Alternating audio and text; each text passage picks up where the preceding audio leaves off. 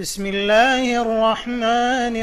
الرحيم الرحمن علم القرآن خلق الإنسان علمه البيان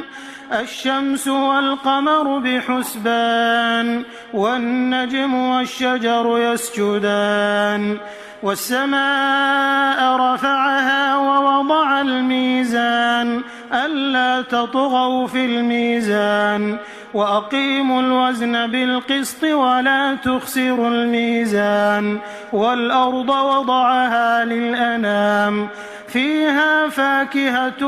والنخل ذات الأكمام والحب ذو العصف والريحان فبأي آلاء